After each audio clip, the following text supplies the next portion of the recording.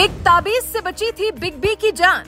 अमिताभ की जान बचाने के लिए भागी थी इंदिरा मां समान। बेटे अमिताभ के आगे फूट पड़ी थी इंदिरा। अमिताभ इंदिरा के बीच इस लगाव का क्या था कारण? भारत का इतिहास ऋषि मुनियों से जुड़ा हुआ है। भारत तो ऋषि मुनियों का ही देश रहा है। इन संतों में कई ऐसे भी संत हुए जिन्होंने अपनी शक्तियों से बीमार व्यक्ति को स्वस्थ कर दिया, अच्छा कर दिया।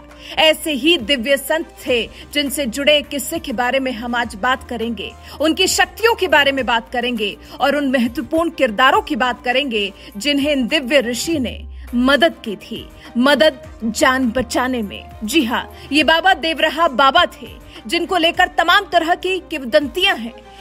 उनको कोई सिद्ध पुरुष मानता है तो कोई चमत्कारिक मानता है, लेकिन उनकी शक्तियों का आभास सबको था। वो ऐसी सिद्ध आत्मा थी जो मन की बात को बिना बताए ही जान लेते थे। ऐसे प्रभावशाली थे देवरहा बाबा।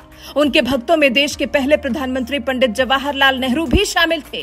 अटल बिहारी वाजपेयी तक उन्हें सिद्ध पुरुष मानते थे। सियासत से लेकर सिनेमा जगत तक की हस्तियां उनकी सिद्धि को छुटला नहीं पाई थी। और फिर चाहे वो खुद सदी के महानायक, बॉलीवुड के शहंशाह के नाम से जाने जाने वाले अमिताभ बच्चन ही क्यों न हो। ये बात साल 1983 की है, जब फिल्म कुली की शूटिंग के दौरान अमिताभ बच्चन को बुरी तरह चोट लगी थी। फाइटिंग सीन शूट करने के दौरान अमिताभ बच्चन गंभीर रूप से घायल हो गए थे। उनकी आंत फट गई थी, ऐसे कि वो कोमा में चले गए थे।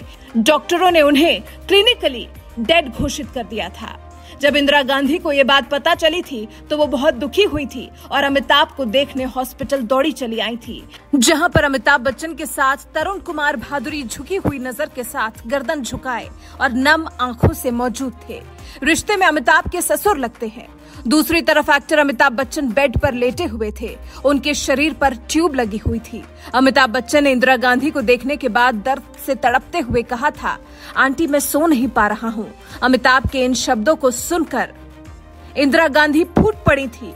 अमिताभ को इस हालत में देख उनके कष्ट हरने के लिए इंदिरा गांधी भी देवरहा बाबा की ही शरण में गई थी।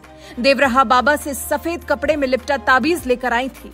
ये ताबीज 10 दिन तक अमिताभ के तकिए के नीचे रखा गया था। इसी बीच अमिताभ की तबीयत में सुधार होने लगा था और वो स्वस्थ हो गए थे। इस दिन के बाद से अमिताभ का भी देवरहा बाबा में विश्वास बढ़ गया था।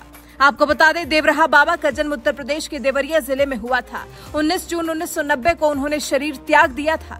देवरहा बाबा के भक्त मानते हैं कि देह त्यागने के बाद भी देवरहा बाबा करीब 500 साल तक जीवित रहे थे। बताया जाता है कि देवरहा बाबा कभी किसी गाड़ी में बैठकर नहीं चले। वो अपने आश्रम में बने मचान पर ही रहा करते थे और उसी मचान पर बैठे बैठे देश के बड़े बड़े दिग्गजों को उन्होंने अपना भक्त बना लिया था, फिर चाहे वो इंदिरा गांधी हो या फिर अमिताभ बच्चन। वैसे अमिताभ बच्चन और इंदिरा गांधी से जुड़े इस किस्से को जानकर आपको कैसा लगा, अपनी राय हमें जरूर बताएं। नखरे वाला बेटा हो या डाइटिंग वाली बेटी, डायबिटिक दादाजी हो या वेजिटेरियन मामा जी, सबको मिलेगा उनकी पसंद का खाना बस एक क्लिक पर। Download rail restaurant app and get tasty foods on your seat.